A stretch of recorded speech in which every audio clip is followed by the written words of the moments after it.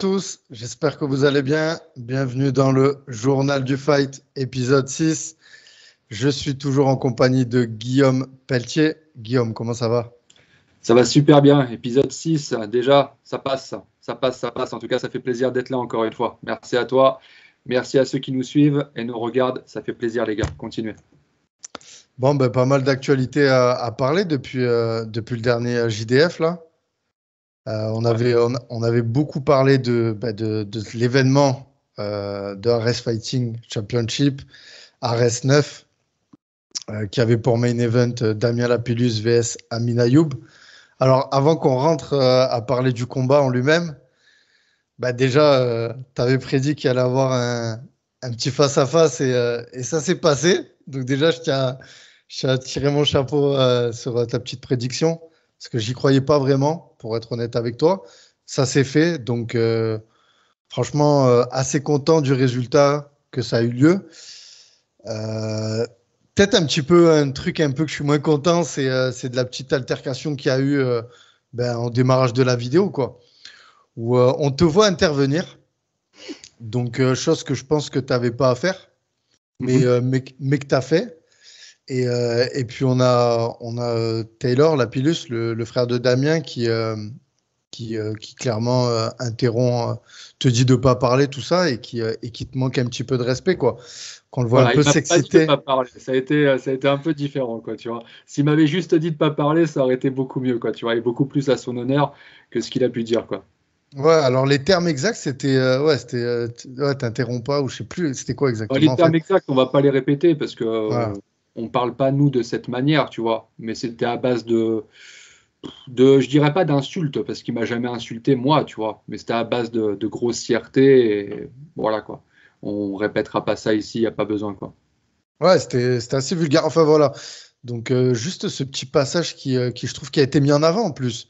Donc Mhm. moi, enfin, ça aurait été encore entre Amine et Damien, tu vois, qu'il y a eu des échanges et qui le mettent en avant, ça je le comprends. Mais là, c'était entre Taylor et toi, et j'ai trouvé ça un peu déplacé.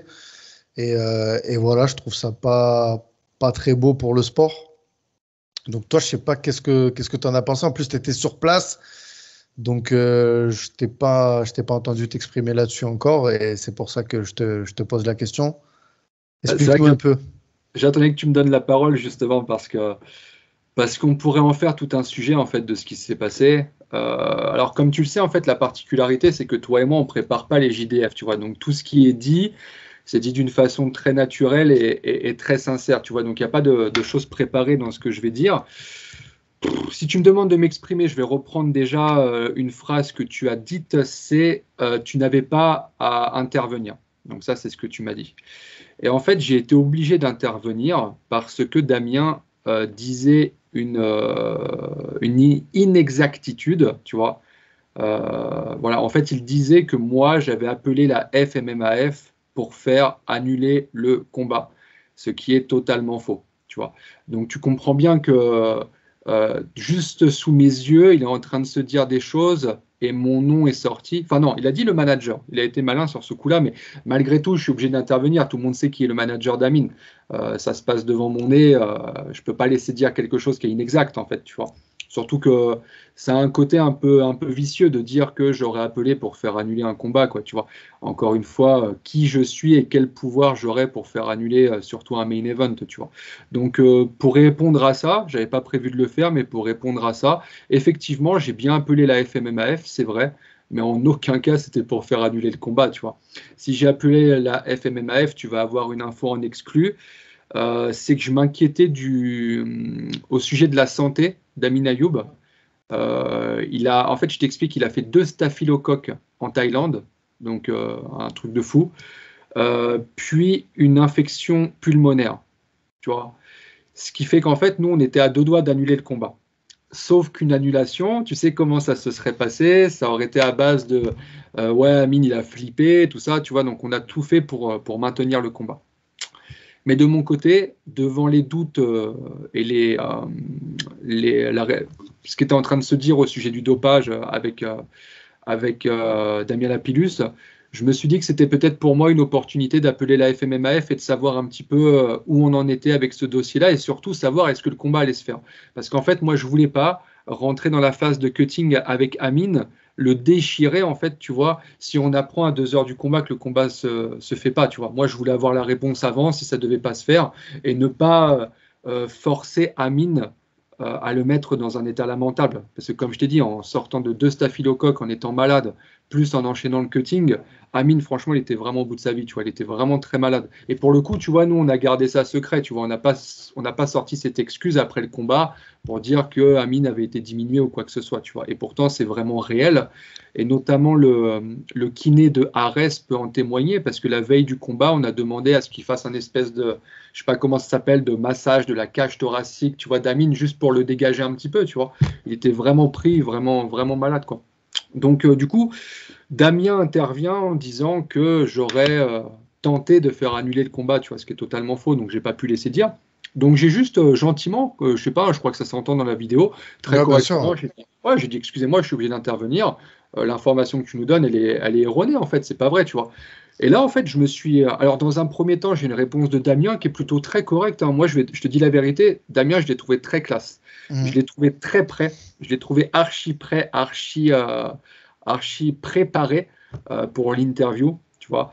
Il a été très bien conseillé, et il a très bien récité son texte, il n'y a rien à dire, il a pris un ton qui était extrêmement calme, extrêmement Mhm. posé. Franchement, c'est du grand art, et je pense qu'à ce sujet-là, pour être très honnête, il était mieux préparé que Amine, tu vois.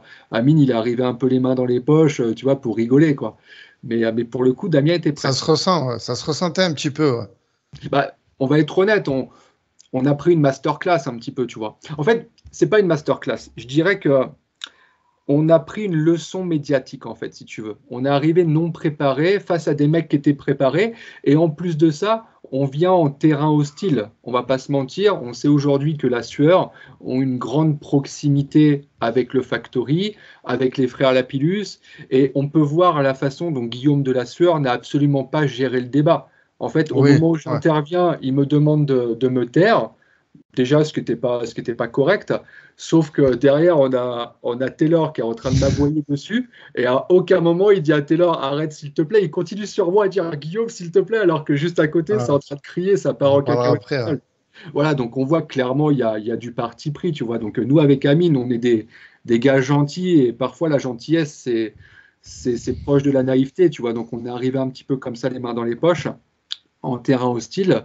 Et on a pu le constater et le ressentir qu'on était vraiment en terrain hostile, tu vois. Donc voilà, je regrette un petit peu ça. Je regrette l'intervention de Taylor qui était ridicule, hein. Pour moi, c'était abominable, hein, son intervention. Enfin voilà, j'ai même pas les mots, tu vois. Ben, Je sais même pas quoi dire. en fait, c'est pas l'image que Taylor il renvoie via toutes les interviews que j'ai pu voir, sur RMC. Enfin là, vraiment, j'ai l'impression qu'il en avait gros sur la patate. Enfin, ça l'a Ouais, ouais, dérangé, quoi. Ça l'a vraiment dérangé.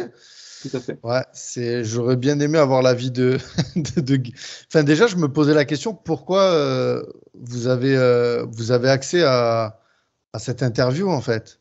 Bah, en fait, moi, je t'explique. Regarde, regarde, comme ça, je te cache rien. Je te dis les choses comme elles se sont Parce que, passées. excuse-moi, je te coupe, mais pour celle de la précédente, c'était Abdul contre Carla Moussous. Il me semble qu'il y avait Monsieur Fernand Lopez qui était derrière aussi. On est d'accord. Ouais, donc en fait, est-ce que peut-être suite à cet incident-là, qu'il y a eu là maintenant, il faudrait peut-être que cette interview, enfin ce face-to-face, soit vraiment entre les deux. Je t'écoute hein, pour. Alors, je te donne les coulisses. Effectivement, c'est ce qui était prévu. Lorsque je suis arrivé avec Amine, on me dit non, tu ne rentres pas, tu vois. Sauf que pour moi, il était impossible que je laisse Amine tout seul, tu vois. On sait qu'il y a des tensions. Comme je te l'ai dit, on sait qu'on est en terrain hostile. Hmm. Il était impossible que je laisse Amine tout seul. Tu vois, je savais que, enfin, voilà, c'était pas une bonne idée. C'était Ok. clair dans ma tête. Si moi j'étais pas là, il n'y avait pas d'interview, quoi, tu vois. C'était clair. Tu vois, c'est pas comme Karl contre Abdul où c'était bon enfant, etc., quoi, tu vois. Là, pour le coup, c'était pour moi impossible de laisser Amine tout seul, tu vois. Donc voilà, qu'est-ce que je peux te dire de plus? Je regrette plusieurs choses. Je regrette du coup, parce qu'en fait, moi, j'ai vendu sur un plateau un teaser à Arès et à La Sueur, pour le coup. Tu vois, je leur ai fait un cadeau. J'ai pas été Ah ouais. remercié pour ça, mais pour le coup, je leur ai fait une vraie promo, quoi, tu vois. Mais je regrette déjà d'une que ça a pas été coupé. En fait, moi, je pensais qu'au montage, on verrait pas ça, tu vois. Moi, pour moi, c'était impossible qu'ils allaient mettre ça, tu vois. Donc, je trouve que j'ai été un petit peu utilisé. Je trouve qu'ils se sont un peu servis de moi. Et je regrette, et ça, je le dis clairement, je regrette la façon dont ça a été monté, parce que tu imagines bien que s'il y a une altercation entre deux personnes qui dure quasiment une minute, c'est qu'il y a échange de mots, d'accord? Sauf que quand on regarde le montage, en fait, moi, je parle pas. Et je me fais aboyer dessus, en fait, pendant une minute, tu vois. Sauf que c'est pas du tout ce qui s'est passé, tu vois. En fait, on a coupé mon micro. Tu vois, on a coupé mon micro, on a laissé celui de Taylor. Parce que je t'explique. Tu sais, il y a les deux protagonistes qui sont face à face, une caméra qui est juste derrière, qui filme en angle, l'angle opposé. Ok. Tu vois. Donc moi, j'étais du coin d'Amine, j'étais à côté de la caméra qui filmait Damien Lapillus. OK? Et même chose en sens inverse. D'accord? Donc on a une caméra de chaque côté, donc deux micros de chaque côté, tu vois. Mais bizarrement, au moment où je parle, moi on n'entend rien parce que dans la traduction, parce qu'apparemment il faut traduire mes propos parce que je parle pas suffisamment bien français, euh, on me met Guillaume Pelletier, deux points inaudible. En fait, moi, ce que je dis, c'est pas inaudible, en fait, tu vois. On me coupe au micro, on n'entend rien de ce que je dis, tu vois. Sauf qu'en fait, Taylor, on entend absolument tout avec un son vraiment, je crois, réglé au maximum, tu vois. Donc, je trouve que ça a été hyper malhonnête. Je le dis clairement, tu vois, je le dis sans gants. C'est hyper malhonnête. Le fait déjà que ça a été publié, moi, je pensais que ce serait coupé, tu vois. Je pensais qu'on jamais ils vont mettre ça, tu vois. Il y a eu Le un fait après? Vous avez échangé après? Parce que justement, Guillaume Delassuère, il dit on en parle après. Après, il n'y a pas eu de. Il n'y a eu Rien aucune. du tout. Rien du tout. Rien du tout. Rien du tout. Moi, tu sais, tu veux que je te dise la vérité? J'ai, j'ai pris ça comme étant une pièce de théâtre. Je l'ai ressenti comme étant quelque chose de préparé. Parce que sincèrement, j'ai du mal à penser que ce soit l'attitude de Taylor. Je te dis sincèrement, moi, je le connais pas, mais il donne l'image d'être quelqu'un de plutôt posé et d'être Bien aux sûr. antipodes de ce qu'il a montré, tu vois. Et il suffit juste de voir les commentaires, parce qu'en fait, quand j'ai vu le montage, je me suis dit, ah, les- c'est pas correct, tu vois. Je me suis dit, dans les commentaires, ça va dire, ouais, Pelletier, il s'est fait fermer sa bouche, etc. Tu vois, et en fait, Ben je me ouais. rends compte que pas du tout. 90% des commentaires déploraient l'attitude déplorable, pour le coup, de Taylor, quoi, tu vois. Donc, je sais pas si ça a été volontaire, si c'était un coup de théâtre, si c'était prévu. J'en sais rien, mais j'ai du mal à penser que Taylor, ce soit vraiment cette personne, quoi, tu vois. En revanche, ce qu'il a montré ce jour-là devant moi, c'était très médiocre, tu vois. Mais je lui en veux pas. Il y avait beaucoup de tension de leur côté à eux. Voilà, ce sont des choses qui arrivent. Moi, je suis resté très calme, hein. Comme toujours, je suis resté extrêmement calme, poli, courtois, et voilà. C'est peut-être pour ça, Bon. justement, que mon micro a été coupé, hein. Bon, en tout cas, le combat a bien eu lieu. Enfin, tout s'est pas passé peut-être comme prévu de ton côté, mais quand même, bon, match nul. Alors moi, j'avais pas vu le combat en direct parce que déjà c'était sur Canal+. Ça, je voulais dire, c'était plus sympa quand c'était sur l'équipe. Personnellement, je pense que les fans français, on doit être pareil. Je pense d'accord sur ce sujet-là aussi que voilà. Donc je l'ai vu après. Euh, Quand j'ai vu le résultat, en fait, que j'ai vu sans avoir vu le combat, quand j'ai vu l'état d'Amine et que j'ai vu l'état de Damien, j'ai vraiment pensé que Damien avait gagné le combat, tu vois. Parce il était moins touché. Bon, après, en voyant le combat, on voit bien qu'il y a match nul. Donc, voilà, content du résultat quand même. Un peu, je pense qu'on reste quand même sur notre fin, quoi. On aurait mis une victoire d'un côté ou de l'autre, quoi. Ouais, bien sûr. Bah, après, pour te répondre, si tu veux, on juge pas un combat au nombre de dégâts qui est fait, quoi. Tu vois, tu sais, Hmm. le visage d'un adversaire, ça reflète pas forcément la physionomie du combat, tu vois. Tu peux prendre deux coups, être très marqué, et en échange en donner 10 sur des pointes du menton, enfin, tu vois, des endroits qui marquent pas forcément. Après, pour te reprendre, le visage d'Ami n'était pas forcément plus marqué de celui de Damien, hein. Moi, j'ai vu justement une vidéo de la sueur, justement, d'après combat, où Ouais. Damien se fait recoudre, etc. Enfin, tu vois, lui aussi a été touché. Ouais, ouais, il a été Clairement. touché. Ouais, ouais. Et ce qui m'a sauté aux yeux, c'est qu'Amine, il a été vraiment complet dans ce combat. Contrairement à Damien, j'ai trouvé que qu'Amine, il a utilisé la lutte. Enfin, il a utilisé une palette. Il a été plus technique que Damien. Damien, il a pas utilisé il a beaucoup travaillé avec le jab, mais pas trop le bras arrière. Enfin voilà, j'ai trouvé. Ouais. Bah, après, je te dis ce que je pense. Effectivement, Mhm. tactiquement, Amine a été beaucoup plus complet dans son combat. Damien, il s'est uniquement reposé sur ce qu'il sait faire, tu vois. Mais il l'a fait parce qu'en fait, ça fonctionnait aussi, tu vois. Si à un moment ça fonctionne, c'est normal qu'il reste là-dessus. Maintenant, tu vois que les tensions sont apaisées, que le combat est terminé. Pour être très sincère avec toi, pour moi, aujourd'hui, la Pilus, c'est un des meilleurs 70 en France. Le Ah non, mec, franchement. Ouais. physiquement, il est trop dur, tu vois. À emmener au sol et tout, tu vois que le mec, c'est un tronc d'arbre, hein. Franchement, physiquement, c'est très costaud. En termes de boxe, ça boxe vraiment vite, etc. Tu vois, jamais je lui aurais fait ces compliments-là avant le combat. Mais maintenant que tout est terminé, on peut être très sincère et se dire que, tu vois, par exemple, le Damien Lapillus d'aujourd'hui, ça n'est pas celui d'il y a 3 4 ans, tu vois. Aujourd'hui, je pense qu'il est vraiment au top de sa forme. Il a Ah, jamais il est été dans aussi son prime, fort. ouais. Ouais, voilà, il a jamais été aussi fort. Il est vraiment très très fort, tu vois. C'était un combat dur. C'est un Ouais. combat qui, en toute franchise, peut être donné d'un côté comme de l'autre. J'ai eu beaucoup de retours, et notamment d'officiels de la FMMAF, qui m'ont dit, moi je l'avais donné à Amine, tu vois. Donc c'était très serré. Moi, pour être vraiment tout à fait objectif, je l'ai dit à Beto Ramos, le coach de JJB à la fin du combat, je l'ai dit à Beto, ça va faire égalité. Parce que moi, j'avais calculé, en fait, tu vois, j'avais donné 3 reprises à 2, point de pénalité, ça fait 2-2, bam bam. Ouais, voilà, c'est ça. J'ai dit à Beto, j'ai dit ça va faire égalité. Et voilà. Après, il n'y a pas scandale si on la donne à Amine, hein, sincèrement, parce qu'en fait, si tu veux, ça a été très serré dans la reprise 4, par exemple, où c'est là où c'est un peu litigieux, on la donne à qui, en fait, tu vois. Donc, a priori, elle est donnée à Damien, de très peu, de très très peu, tu vois. Donc, si on a d'autres arbitres qui jugent qu'Amine a fait le travail, ça fait 3-2 dans l'autre sens. Enfin, tu vois, c'était un combat serré. Moi, je me plains pas du résultat. C'est un résultat honnête de la part des juges et arbitres. Voilà, je me plains pas du résultat. Je suis juste triste, comment dirais-je, qu'il n'y ait pas un champion. C'est dommage, en fait, que ce soit un combat pour le titre et que ça reparte sans champion.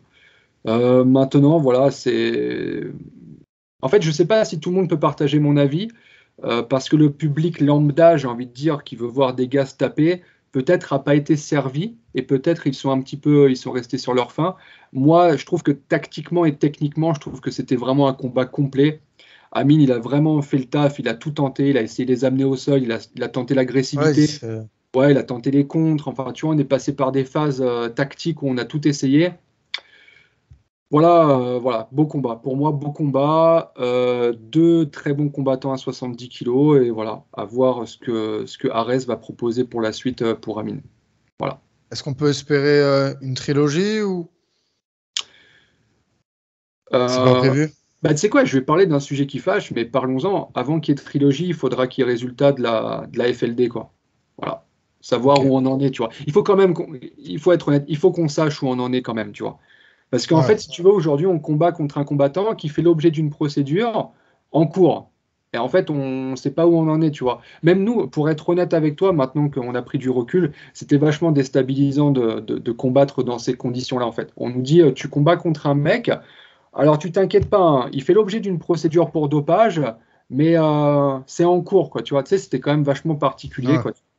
Donc, si trilogie doit y avoir, je veux avant ça qu'il y ait résultat de la FLD, quoi, tu vois, qu'on sache où on met les pieds, quoi. Et au niveau après le combat, là, ils leur ont donné les micros, tu sais, pour parler. Et enfin, j'ai trouvé l'attitude de Amine vraiment très très sportive, contrairement à celle de Damien, qui lui a eu l'impression qu'on lui a monté, qu'on lui a fait un coup, quoi. Ouais, Enfin juste après le voilà, combat, tu je parles, ouais, tenais ouais. vraiment à souligner ça. Amine, il a été très très sportif, mine de rien. Enfin, je tenais vraiment à saluer ça. C'est une grosse qualité qu'il a chez lui parce qu'on avait pu entendre que justement c'était quelqu'un de pas irrespectueux, tout ça. Mais franchement, tout au long de la Fight Week, du face à face, de tout, il a montré énormément de respect pour Damien, pour son public, enfin pour tout le monde. Donc vraiment, je tiens à le Ah, souligner quoi. pour te parler un petit peu des deux, Kevin, Amine, c'est un gars avec qui je travaille depuis maintenant 5 ans, je crois, peut-être même 6 ans, tu vois, on se connaît très très bien, on est partis partout ensemble. On a fait 2 ceintures à l'UA Warriors. On a fait une ceinture au Brave, enfin on est parti partout, on est parti en Finlande, etc. On se connaît très très bien, c'est un mec génial, tu vois, c'est un mec génial. Je pense qu'il l'a montré, il a une grosse fanbase, il a beaucoup de fans. Beaucoup de mecs ont fait le déplacement de Nantes. Il passe bien partout. Le Brave, où il est en contrat, l'adore. Arès l'adore, et à juste titre, en fait. Il fait la promo, il fait ce qu'il y a à faire, il fait le taf, il fait le combat, il se cache pas, tu vois. Donc il est adoré à juste titre. Après, ouais, je vais me faire l'avocat de Damien ce soir. Je vais te dire que je peux comprendre sa déception. Non pas pour le résultat, mais pour le fait que Damien, il faut quand même noter qu'il a 34 ans, tu vois. Je pense que c'était un peu la, la, la chance de sa vie, si je peux dire. Bon, il a été champion Ouais, du Bama, il ne faut pas l'oublier, mais c'était une très grosse étape dans sa carrière. Peut-être la dernière, tu vois. Peut-être qu'il n'y aura rien après Arès pour lui. Donc, je peux comprendre qu'à 34 ans, pour lui, c'était une étape à ne pas louper et qu'il soit extrêmement déçu. Et je pense qu'il l'a compris parce qu'il a fait une première intervention effectivement au microphone qui était très moyenne. Et puis derrière, il a repris le micro pour remercier son public, etc.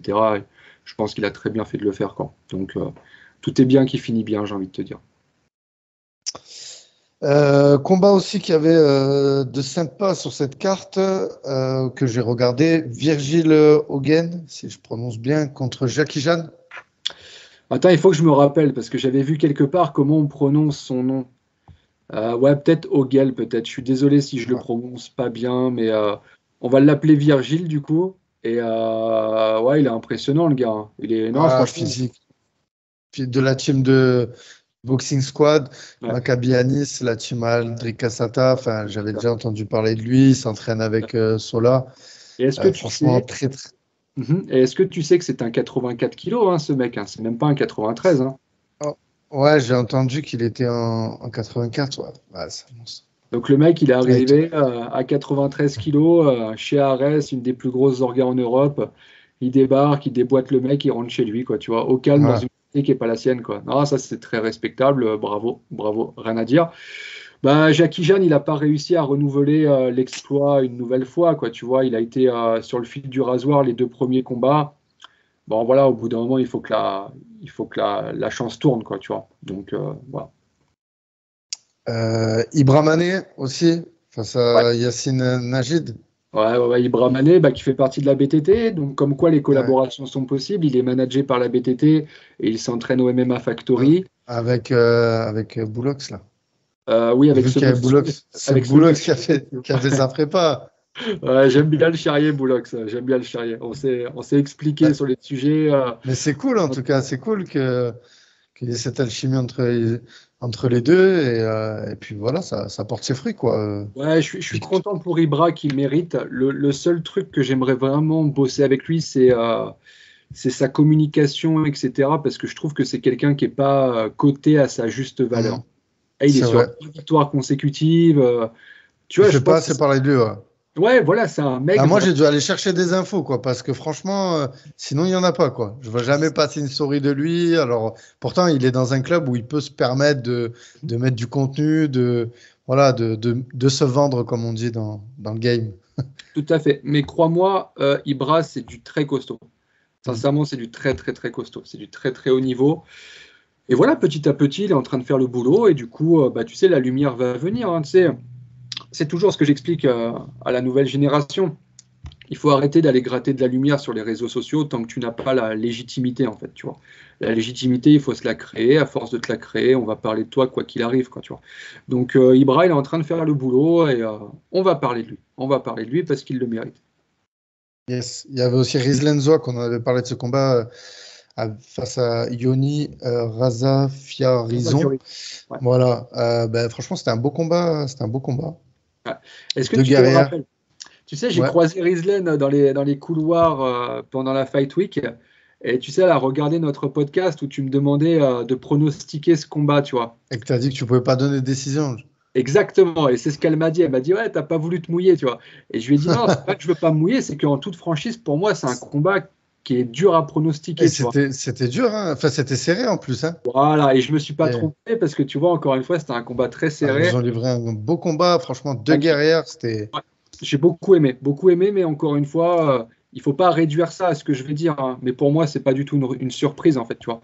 Je savais que ce serait un bête de combat et ça l'a vraiment été, quoi, tu vois.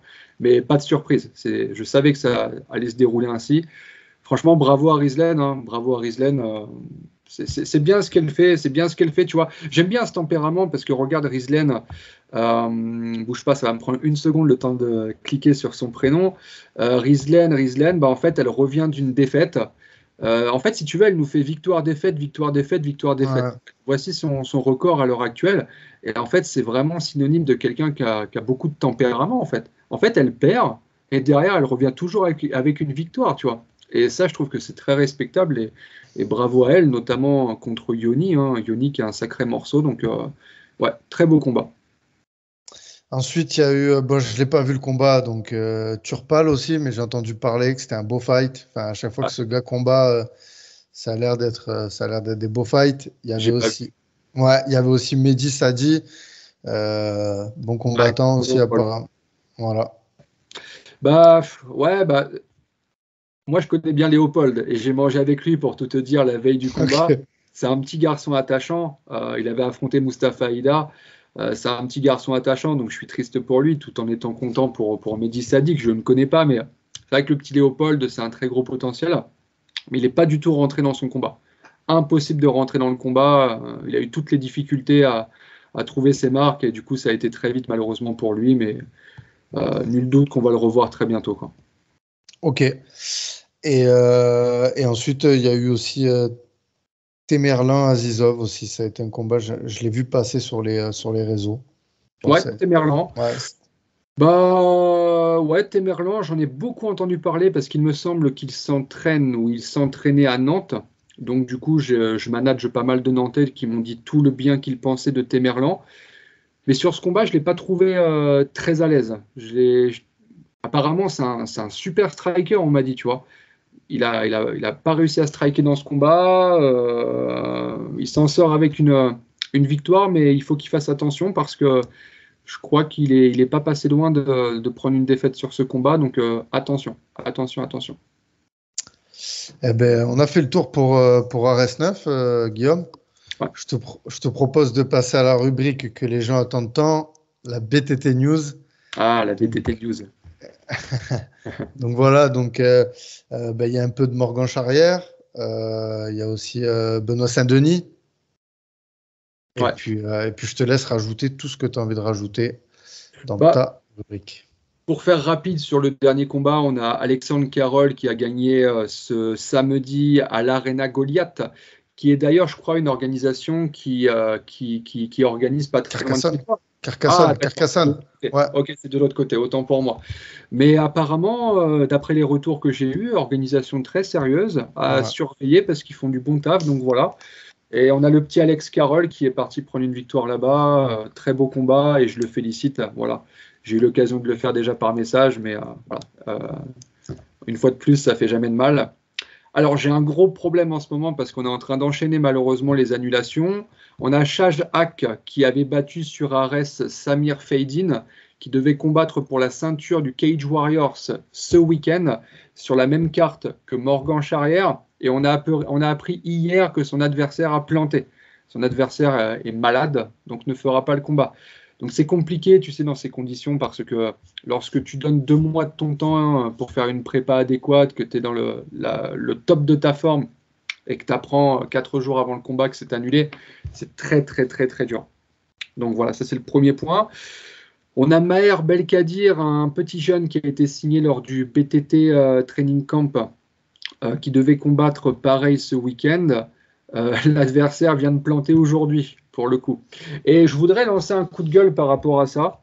Alors, je pense que c'est le moment de faire tourner cette information. Aujourd'hui, il y a trop de combattants qui acceptent des combats sans être convaincus qu'ils vont les faire. En fait, c'est-à-dire que là, l'opportunité arrive, donc ils disent ouais, c'est bon, on y va. Et puis plus la date approche, et plus ils se disent ouais, je sais pas, je suis peut-être pas prêt. Ouais, putain, j'ai mal géré ma diète, tout ça. Ouais, vas-y, je vais pas le faire, quoi. Sauf que c'est un gros manque de respect à l'adversaire, à son staff, à l'organisateur et à son staff aussi. Je trouve ça inadmissible. L'adversaire de Maher, en fait, vient de nous faire ce que l'adversaire de Morgan nous a fait il y a 3 semaines. En mode, on devait faire 66, donc je vous propose de faire 67,5 parce que je ne pourrais pas faire 66. Donc déjà, nous, on est gentils, on accepte. Et finalement, 24 heures avant la pesée, il nous dit, bon les gars, ce sera 69 ou rien. Ce sera rien alors, tu vois. Ça, c'est vraiment très regrettable et j'ai l'impression que c'est quelque chose qui se fait de plus en plus souvent.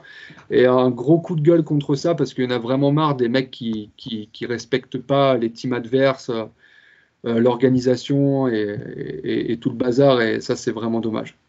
Donc voilà, on a Morgan Charrière, donc comme tu le sais aussi sur la même carte que Shajak, dont le combat a été annulé malheureusement. Donc le retour de Morgan, enfin, on l'espère. Ça, Daniel Bazant. Ouais, tout à fait. Alors on l'espère. Je vais me renseigner un peu. C'est quoi, j'ai même pas envie d'en parler. C'est quoi, j'ai pas envie d'attirer le mauvais œil. Donc je vais juste dire ça. Morgan Charrière qui combat le 20 novembre. On fera le débrief le lendemain si tu veux. Mais là, j'ai trop de stress. Tant que les deux seront pas dans la cage, je vais stresser, tu vois. Et après, voilà, au mois de décembre, on aura une actualité très, très, très chargée. On a énormément de combattants qui combattent. On a le retour de notre talent portugais Mafalda qui combattra dans son pays. On a Adem Afroun de la bonne école à Montpellier qui va combattre en Angleterre. On a Abdelrahman Driaye qui nous fait enfin son retour. Abdel, c'est pareil, c'est un 84 kg à surveiller, très gros potentiel. Tout comme Ibra Mané, malheureusement, il n'a pas la chance aujourd'hui d'avoir une communauté ou une réputation à la hauteur de son talent. Mais à surveiller, il combattra le 3 décembre à l'Octagone, grosse organisation en République tchèque, matché par mon bras droit JB. Et derrière, on a Nikita Leshukov qui combattra à l'European Beatdown, Brandon Brachet à l'European Beatdown, Bison Salim à l'European Beatdown, Yann Elias qui refait son combat au KSW, celui dont le dernier au KSW s'est soldé sur un no contest. On a Benoît Blanc très certainement qui combattra sur l'événement de la nouvelle année au Cage Warriors, Nicolas Joksovic qui est un étranger. Et donc, on a aussi 3 combattants qui seront sur Ares 10. Donc, je pense que c'est le moment. Là, je suis en train de te faire une passe B, là. Yes. Tu veux changer de sujet, là. Yes. Donc, 10, on aura... Malheureusement, je te donne une très mauvaise information sur Ares 10. On a Asilder Badouef, dont son combat est annulé. L'adversaire s'est blessé, malheureusement. Ouais, t'as vu, c'est une malédiction. Il y a des malédictions parfois. C'est comme ça. Ça s'annule parce que c'est malade, parce que c'est blessé, parce que c'est comme ça, tu peux rien y faire. Donc malheureusement, le combat d'Asilder est annulé, mais on a 3 combats très importants qui sont toujours maintenus. Fabiola Pidroni qui prend... la jeune Asia Miri. Asia Miri, autant pour moi, Asia Miri. Donc ça va être un très joli combat. Ça, c'est un gros fight. C'est pareil, j'ai hâte de voir ça. C'est ça. On a Mustafa Aïda qui prend Demarque Pena. Voilà, gros test pour... Gros test, ouais. Gros test, et d'autant plus que Pena, il vient d'une défaite déplorable. Il n'a rien montré, il a montré un triste visage. Donc là, il va falloir absolument qu'il se refasse. Donc, gros combat. D'ailleurs, Mustafa, là, j'ai vu que c'était un peu silence radio sur les réseaux. J'imagine qu'il doit être... Alors, tu sais, j'ai conseillé ça aujourd'hui pour beaucoup de combattants. Aujourd'hui, à la BTT, on va arrêter de flamber, on va arrêter de donner aux médias ce qu'ils veulent, c'est-à-dire leur promouvoir les combats d'une façon monstrueuse, tu vois, vendre les combats, passer dans tous les médias. Sauf qu'une fois que tu perds, le média, il ne te rend pas ce que tu lui as donné, tu vois. Donc aujourd'hui, on va se faire un petit peu plus discret dans nos communications et on va communiquer après les combats, tu vois, quand il y a vraiment des choses à dire, etc. Donc effectivement, le fait que Mustafa soit un petit peu silencieux, c'est une volonté de notre part, parce que pour vivre heureux, vivons cachés. Et voilà quoi. Et pour finir, on a monsieur, parce que c'est un monsieur Karlamoussou, qui va affronter Michael Lebou en main event d'Ares 10. Et ça... Alors, on avait déjà parlé de ce combat dans un GDF. Le combat n'était pas encore officialisé. Ça va être un gros combat, ça. Ouais, ça va être un gros combat. C'est le combat que tout le monde attend. C'est la fin de... Ouais, ça fait des années. Vas-y. C'est ça, j'allais te dire, est-ce que Est-ce que ce combat, il n'y a que du sport ou il n'y a pas aussi un peu les deux, quand même, on sait qu'ils viennent, ils se sont entraînés ensemble au MMA Factory. Il y a des choses, je pense, dans ce combat, il n'y a pas que du sport, quoi. Bon, je sais qu'ils se chambrent, mais bon, ça reste poli. Mais je pense que les deux, ils veulent se prouver. Ils veulent se prouver parce qu'on sait que Michael Lebou a été à l'UFC. Et je pense qu'à un moment, je crois que Karl devait y aller aussi. Enfin, je ne connais pas les tenants et les aboutissants exactement de l'histoire. Mais je sais que voilà, il y a gros derrière ce combat. L'histoire, je vais te la résumer d'une façon très simple. Effectivement, Michael Lebou est rentré à 77 kilos à l'UFC. À un moment où il y avait une opportunité, il me semble, en Pologne. Sauf que Karl Amoussou était dans la même catégorie de poids, 77 kilos, et Karl Amoussou était loin, très très loin classé devant Michael Lebou, donc par conséquent plus légitime, selon lui, à signer à l'UFC. Sauf que Michael, en fait, quelques semaines avant, je crois, avait gagné une ceinture en Pologne, ce qui fait qu'il avait sa petite hype, tu vois, en Pologne, et que l'UFC a préféré signer Michael Lebou. Donc je crois que c'est comme une douleur qui se refermera peut-être jamais pour Karl, parce que tu sais, il faut arrêter avec ce truc de ouais, moi, mon rêve, c'est pas forcément d'aller à l'UFC, tu vois, il y a d'autres organisations. Non, tu as envie d'aller à l'UFC, mais tu n'en as pas le niveau et on t'appelle pas, c'est tout, parce que tous les combattants ont envie d'aller à l'UFC, ce qui est normal en fait. Tout se passe à l'UFC, tu vois. Donc pour Karl, ça restera toujours une douleur parce que Karl est monté, il fut un temps à la 24e place mondiale à 77 kilos. Je crois qu'aucun autre Français à 77 n'a fait ça, tu vois. Donc pour le coup, il avait vraiment la légitimité, tu vois. Donc il y a ça, il y a effectivement le passif, tu vois, ils se sont entraînés ensemble, donc du coup ils ont sparé ensemble, ce sont deux mecs qui se connaissent bien, mais tu sens qu'il y a une tension entre les deux. Tu sens qu'il y a quelque chose, il y a un espèce de gentleman agreement, c'est-à-dire que les gars se respectent, il n'y a pas d'insultes qui fusent ou quoi que ce soit, mais on ne peut pas cacher cette tension qui existe entre les deux. Et cette tension nous promet un combat explosif pour le 8 décembre. Et je crains, et je prends beaucoup de risques en disant ça, mais le perdant de ce combat va se faire éteindre son flambeau comme à Koh-Lanta, parce que ça sera la fin d'une génération, tout simplement. Ouais, ben, en plus, Michael Lebou, il me semblait que face à son dernier combat, face à Kevin Ruhrt, il me semblait qu'il avait dit bon, lui qu'il combattrait plus. Donc j'étais surpris, mais bon, là, il y a tellement un engouement, c'est Arès et tout, c'est impossible de refuser médiatiquement même ce combat. Je veux dire, je le comprends qu'il accepte. Là, il a l'air bien affûté. Et en plus, ouais, je me rappelle, j'étais à l'Octofight à Marseille et je sais que Kevin Ruhrt, il avait Karl dans son coin. Donc, je pense que Karl, il en sait pas mal aussi sur Michael Lebou. Ça va être un beau fight, hein, franchement. Je pense qu'il va vouloir faire la vengeance aussi, Karl, de ça. Bien sûr, il n'y avait pas forcément besoin de ça, mais effectivement, c'est un critère supplémentaire qui fait que Karl aimerait bien venger son élève, effectivement. Ouais. Ça va Donc être un voilà, beau mais fight. pour revenir sur ta remarque, tu sais, Michael, ça fait 2 ans qu'il fait son dernier combat, quoi, tu vois. Ça fait 2 ans. On connaît ça, on connaît, tu vois. Mais tu le verras encore dans 5 ans, quoi, tu vois. Ça, on connaît. C'est des gars qui peuvent pas raccrocher, tu vois. Ils ont ça dans l'âme, ils ont ça dans le sang, et ils sont certainement persuadés au moment où ils annoncent leur retraite que c'est vrai, mais finalement, tu les vois toujours revenir, quoi. Ouais, bon, en tout cas, ça va être un beau fight. Hâte de voir ça. Là, je pense pareil, il y aura un face-à-face. Tu vas être dans le coin de Karl ou non? Je ne serai pas dans le coin de Karl parce que j'ai pas participé à sa prépa, parce que Karl a son staff, donc du coup, il n'a pas besoin de moi. Tu sais, moi, je suis pas censé être dans les coins Ouais, des c'est gars. ça. Comme Tu je t'avais seras, dit, tu, je tu suis seras avec venu ton dans le coin costume. d'Amine. Voilà, je vais m'acheter un nouveau costume sur mesure. Voilà, je vais aller voir mon tailleur préféré et je vais faire un nouveau costume. Mais non, tu vois, je suis allé dans le coin Tu sais qui y d'Amine parce aura? que ouais, je sais qui y aura. Je Il sais y qui y aura aura dans Michael ce. Dubois, non, sûrement? Ouais, sûrement. Ouais, sûrement, sûrement, sûrement. Et il y aura une petite surprise aussi. Il y aura une petite surprise dans son coin. Donc voilà, mais je peux pas Ça. en dire plus. Ok. Mais tout ça pour te dire, ouais, effectivement, je serai pas dans le coin. J'ai fait le coin d'Amine parce que Amine me l'a demandé. Amine avait besoin d'avoir une approche tactique sur son combat, tu vois. Mais là, Karl n'a pas besoin de moi pour battre Michael, quoi. Il pourra le battre sans moi, donc du coup, je serai dans le public, quoi. Guillaume, on a oublié tout à l'heure de parler aussi, après Amine, tu accompagnais Quentin Domingos. Ouais.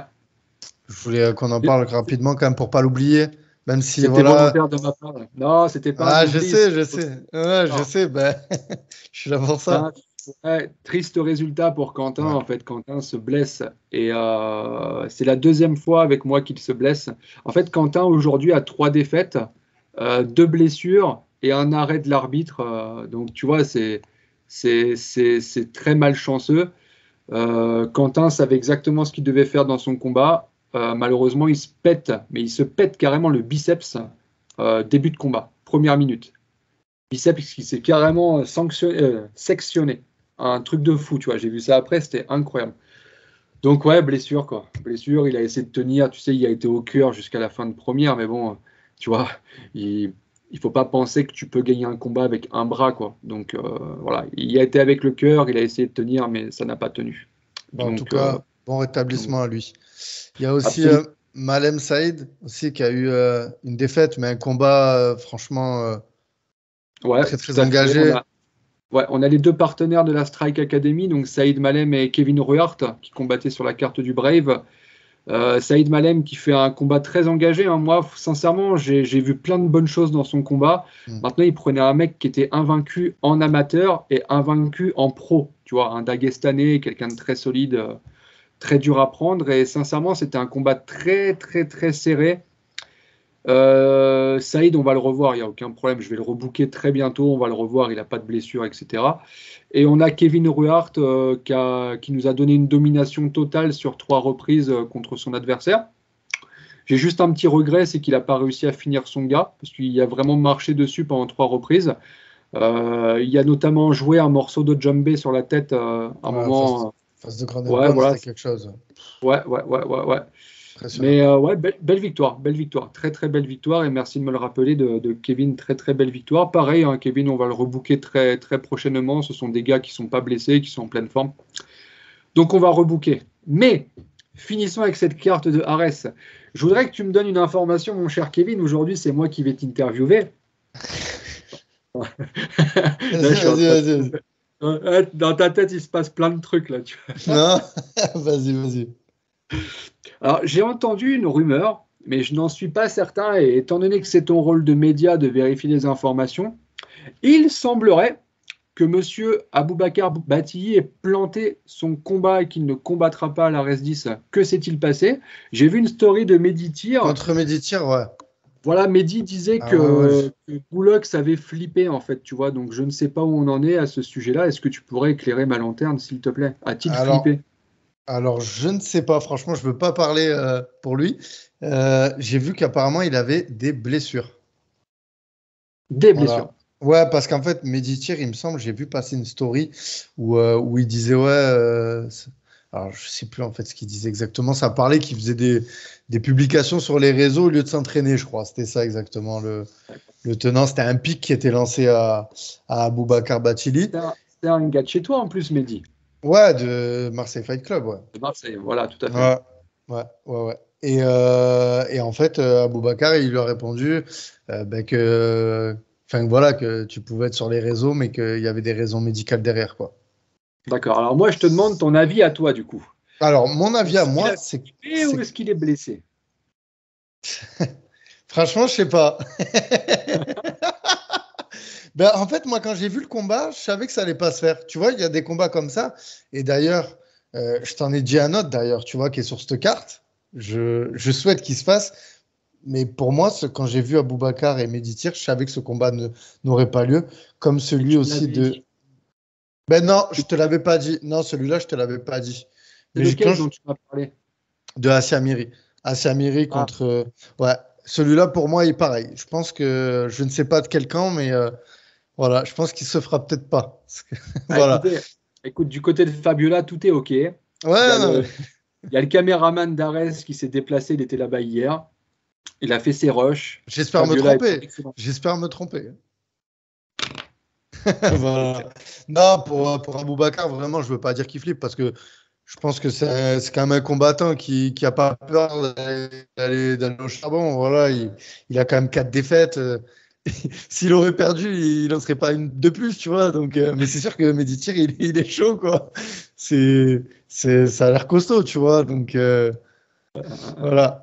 C'est pas un Non, mais pêcheur, après, comme tu disais, comme vous disiez dans le Ibi Show, là, que vous chambrez à Ibi et vous disiez qu'il avait affronté que des pêcheurs. Là, non, là, c'était pas un pêcheur. De dire, voilà, je sais pas vraiment s'il y a des blessures, en fait, dans les bichots, on n'était pas certain s'il avait pris des pêcheurs ou des boulangers. En fait, on se posait la question. Ouais, non, là, pour le coup, c'était un vrai test. Et même son combat d'avant, c'était pas un pêcheur, le gars qu'il Ah non, avait non, non, pris non. avant. Le mec avant, très, très dangereux. Très, Tu très vois, dangereux. donc voilà, donc je mets au même stade Meditir que ce Donc, gars-là. Donc, tiens, pour faire la transition, du coup, dernière chose sur ouais, Boulox. Si on rigole ici de Boulox, c'est parce qu'on l'aime bien. Et d'ailleurs, ouais. on le salue, on lui passe le Ah, bonjour. grave. Et on les félicite, tiens, d'ailleurs, pour leur show avec Mika. Ils nous font quelque chose de très bien. Et voilà, félicitations à eux, c'est On vraiment l'a top. dit dans beaucoup d'épisodes, ouais, c'est clair. Voilà. Mais le Boulox, on l'aime bien. C'est pour ça qu'on le charrie. Qui aime bien châtie bien, n'est-ce pas? C'est ce qu'on dit. C'est Donc ça. voilà. Mais du coup, pour revenir, tu me parles de l'ancien adversaire, le dernier de Boulox. Et bien, pour le coup, il va affronter encore une fois un mec de chez toi. Et là, ça va être un beau combat. Là. Ouais, ouais, ouais. Là, Qu'est-ce que t'en penses? contre Bader. Ouais, contre Bader Medkouri, 4-0 contre 4-2. Le truc, c'est que Benjamin Seic, il est tellement dangereux au sol. C'est un truc de ouf, quoi. Il a tellement pas de Ouais. boxe. Il est tellement moche, il sait pas boxer. J'ai pas peur pour Bader. J'espère. Bader, c'est vraiment Il quelqu'un de bien. s'entraîne dur. Au Marseille Fight Voilà. Club, il y a ce qu'il faut. Enfin, franchement, je sais qu'il va arriver avec la stratégie. Et voilà. Non, non, ça va aller. C'est bien parce que l'autre fois, il a coché une case d'un bon striker. Je me rappelle plus de son nom. Le frère du boxeur, là, qui est Alors, il y a un truc, Sissoko. il y a un truc Sissoko. quand tu ne sais pas, il faut me demander. Cette personne s'appelait Alpha Sissoko. Sissoko, voilà. Donc là, c'était un bon striker.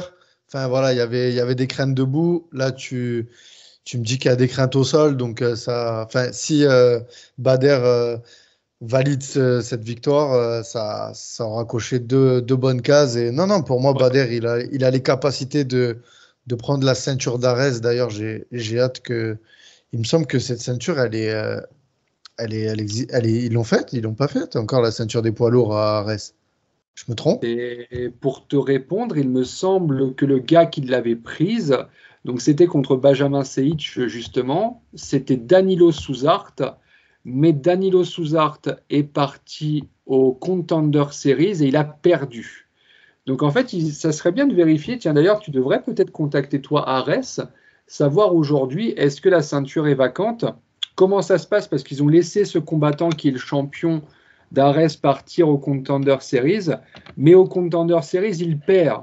Donc en fait, est-ce qu'il revient directement à Arès en tant que champion?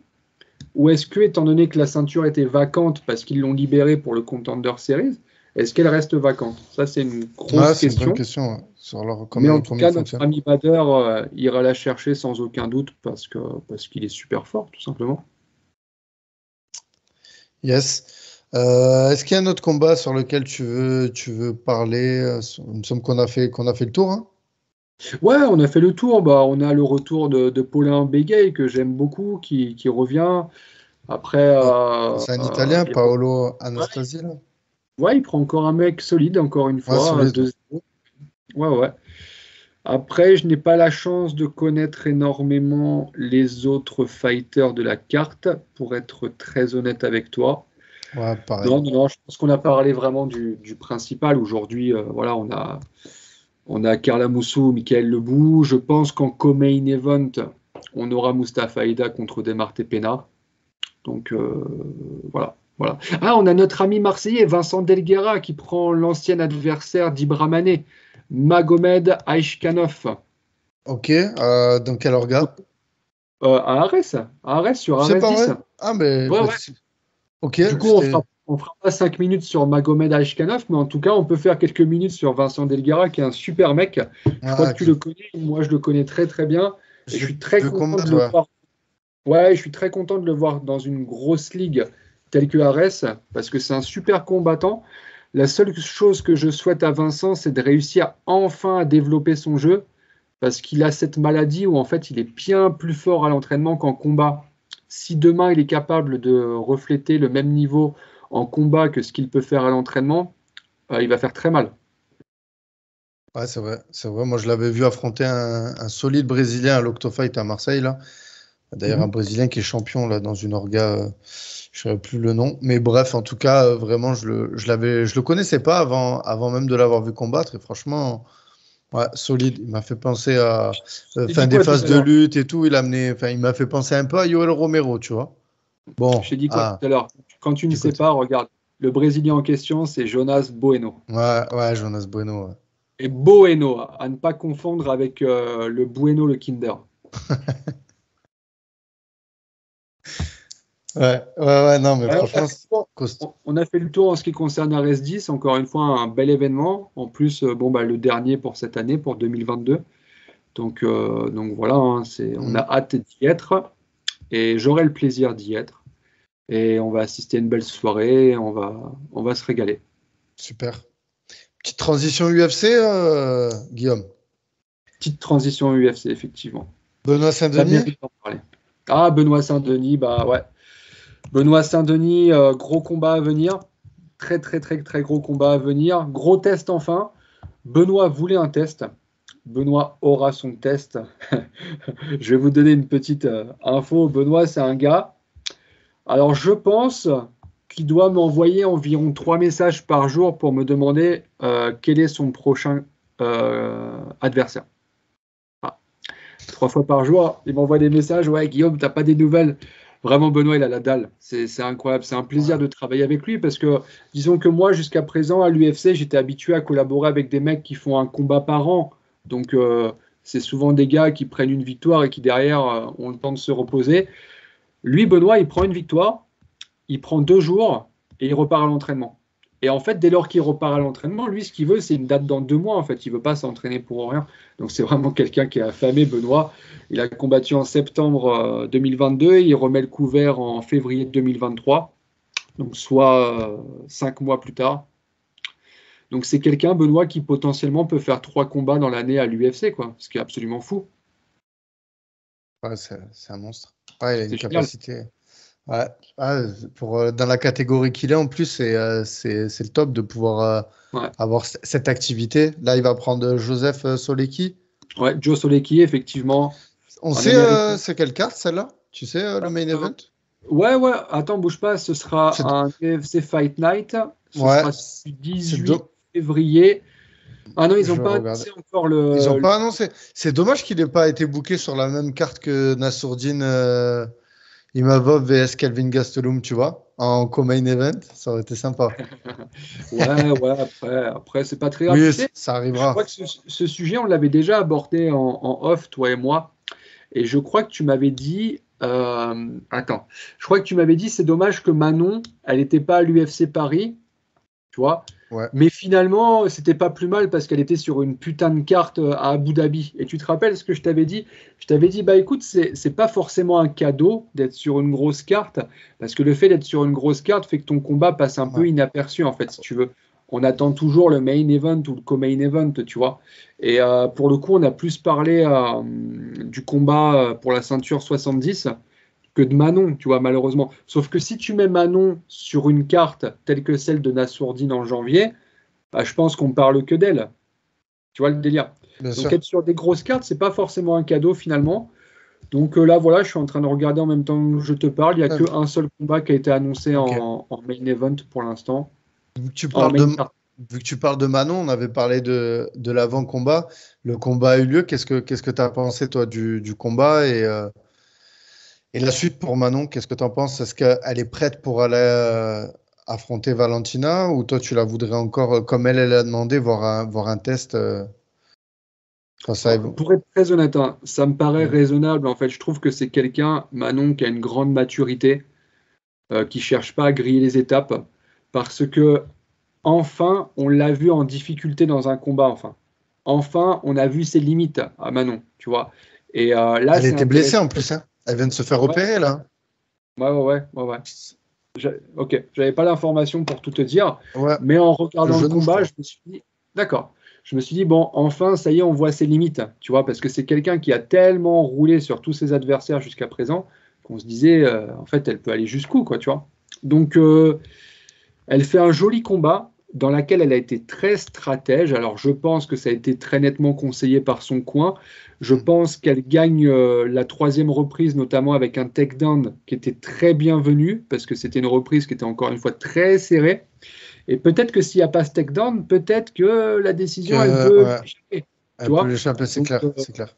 voilà, donc tactiquement, c'était très bien joué. Mais comme on se disait, en effet, on a vu enfin les limites de Manon. Mm. Donc, ça me paraît sincèrement d'une maturité incroyable, le fait de vouloir faire un autre combat avant d'aller à la ceinture, parce qu'en principe, tout le monde veut aller à la ceinture le plus tôt possible, tu vois. Mais pour le coup, là, stratégiquement, c'est extrêmement bien joué. Et si mon conseil devait fuser jusqu'à Nice et lui arriver jusqu'aux oreilles, je lui dirais qu'elle a tout à fait raison, à elle et son équipe, hein, bien évidemment. On salue Aldric Cassata, notamment, qui fait du très bon boulot avec elle. Oui, bien sûr, c'est ce que moi je dirais, c'est que faire un autre combat pourrait la conforter dans le fait qu'elle est prête, tu vois, et non pas rester sur celui-ci qui était très dur. Et du coup, ça pourrait installer un petit doute ou quelque chose dans se disant, ah ouais, là c'était chaud, quoi, tu vois. Donc je trouve que c'est très bien de refaire un autre combat. Ouais. Avant même de continuer, j'ai oublié de parler de cette actualité. Saladin Parnasse aussi, KSW 76, double champion. Il a gagné au round 4. Franchement, ce que Saladin est en train de faire là au KSW, c'est toi qui a des gars qui combattent là-bas et tout. T'en penses quoi justement de Saladin, ce qu'il est en train de faire dans cette organisation? Je vais te faire une réponse, elle va être horrible. En fait, j'ai rien à dire. J'ai rien à dire parce que le mec, c'est un tueur à gages. Et en fait, il y a juste rien à dire, en fait, tu vois. Il faut rien dire, il faut juste se délecter, il faut juste payer son pay-per-view et regarder l'event quand il combat, quoi, tu vois. Il n'y a rien d'autre à dire, en fait, tu Ouais, vois. C'est une machine de guerre et en plus d'être une machine de guerre, il est joli à regarder, quoi, tu vois. c'est Rien clair. d'autre à dire. Franchement, en vrai, t'as vu, quand c'est beau, quoi, tu vois. Voilà, il n'y a rien de plus à dire, quoi, tu vois. C'est un Ouais, tueur, c'est magnifique, 16 c'est tout. victoires, 16 victoires, une défaite. Voilà. Franchement, voilà, C'est double pas un champion, le plus jeune champion du KSW. Tout à fait. Après, pour rebondir, tu m'as dit tu as des combattants au KSW. Enfin, Figure-toi un Omar. truc. J'ai une stat incroyable, c'est que j'ai deux combattants au KSW. Les deux sont invaincus au KSW. C'est pas un truc de fou ça? Ah ouais. 2-0 et 2-0. Oumar Sy, Yann Elias. Donc pour le coup, on a des combattants qui sont bien placés au KSW. Mais attention, c'est pas du tout à mettre en comparaison avec ce qu'a fait Saladin. Comme je t'ai dit, en fait, j'ai rien à dire. J'ai rien à dire. C'est un tueur, c'est tout. Voilà. Et donc, retournons sur l'UFC. Donc, ce week-end, il y a eu l'UFC 281 qui avait pour main event Israel Adesanya vs Alex Pereira. Euh, T'as regardé le combat, Guillaume? Ouais, j'ai regardé le combat, mais après, en Ouais. rediffusion. Bon, Ouais, c'est cool si tu l'as regardé. Qu'est-ce ouais, que. je l'ai pas vu en live parce que j'étais au Cage Warriors. Et je rentrais en fait au moment du combat. J'avais un avion, un vol très très tôt le matin. Donc je l'ai vu après le combat. Et C'était waouh! fou. Ah, Ouais, ouais, c'était ouais. fou. Ah là là. Enfin, déjà, l'histoire qu'il y a entre ces deux gars et tout, t'as vu les mecs qui viennent du kick, Enfin, on avait tout pour être hypé. Et franchement, là, Adesanya, on le voyait dès l'entrée, il était focus le mec, quoi. Tu vois, d'habitude, il y a toujours ses déguisements, ses danses et tout. Là, il n'y avait rien de tout ça. On le sentait vraiment concentré, je dirais pas stressé, mais concentré. Et voilà, quoi. Ben, quatre rounds, ouais, il y a eu un round pour Pereira, mais j'ai envie de dire 4 rounds de masterclass de Israel Adesanya et au 5e round, ben, on est surpris quoi. Le MMA c'est ouf quoi.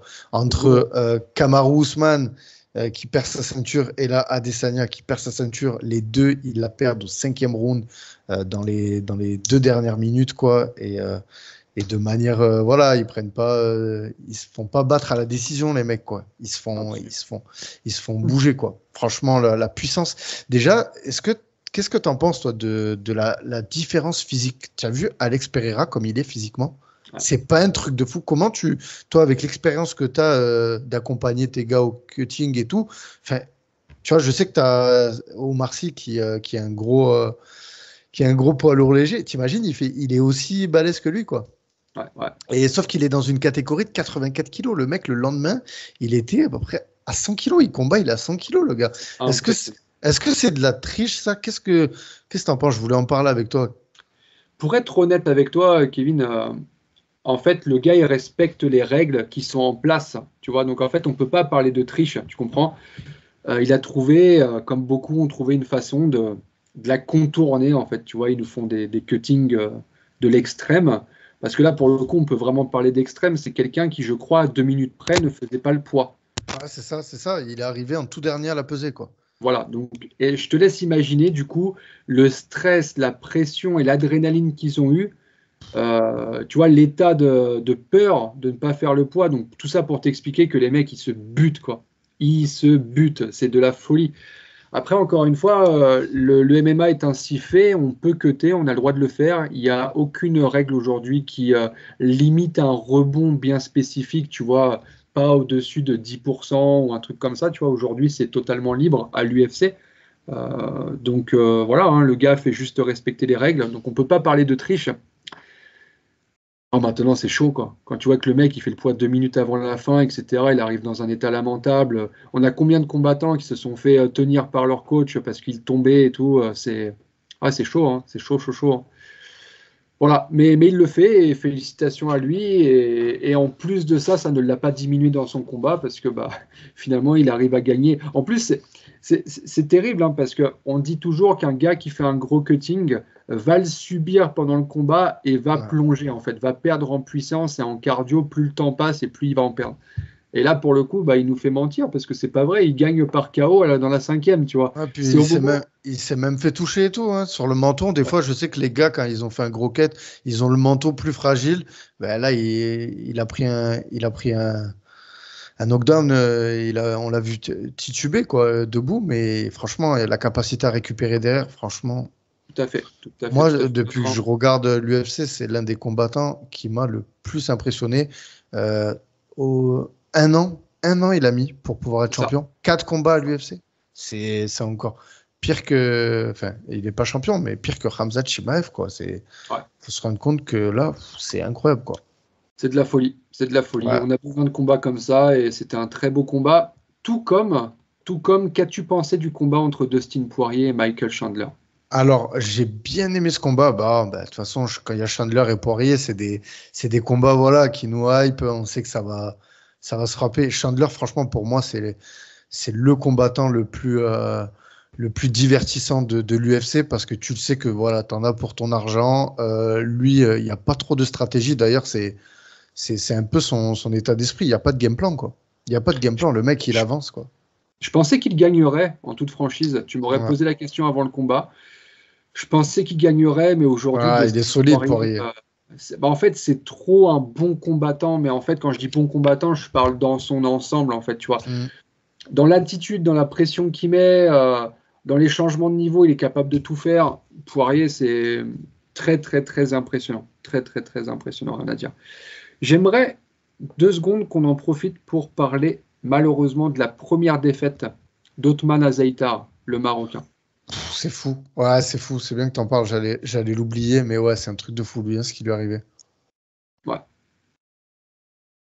Effectivement. Après, je vais m'exprimer d'une façon très honnête. Othman Azaitar, je trouve que c'est quelqu'un qui, jusqu'à présent, a toujours été protégé dans les orgas dans lesquels il est passé.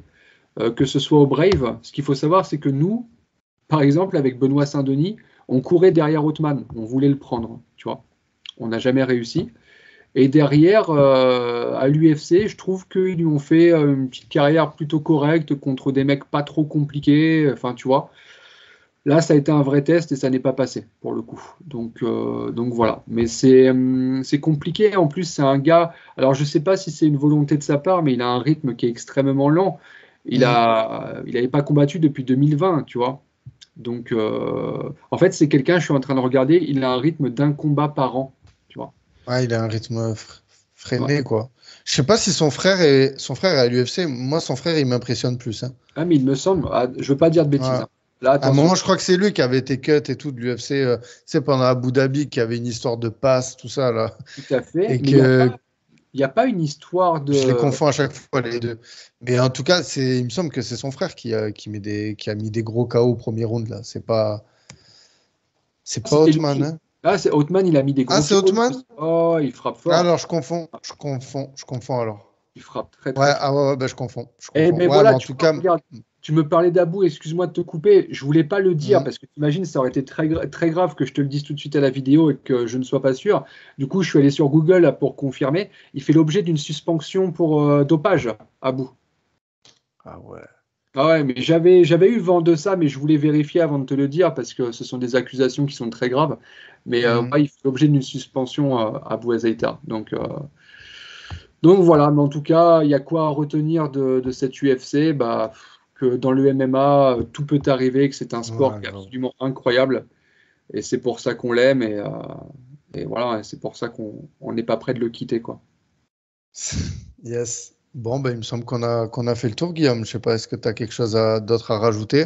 La seule chose que je peux rajouter, c'est de te remercier. C'est de remercier les gens qui prennent de leur temps, qui nous kiffent, qui regardent ce qu'on fait, qui commentent, qui partagent, etc. Ça fait toujours très plaisir. Aussi leur rajouter qu'il ne faut pas hésiter à mettre des commentaires et même à poser des questions. Il y a deux façons de faire. Soit on répondra en direct dans les commentaires, ou soit on peut récupérer leurs questions et en discuter lors du prochain JDF. Mais voilà, encore une fois, ça fait plaisir et on est là pour leur faire plaisir et on espère que ce qu'on fait les fait kiffer parce que on le fait un peu pour nous et beaucoup pour eux. Donc voilà, putain, ça c'était beau ça. Merci, Guillaume. Ouais, c'était beau gosse. Merci, Guillaume. Bonne soirée. À bientôt. Merci à toi. Ciao, Kevin. Ciao à tous.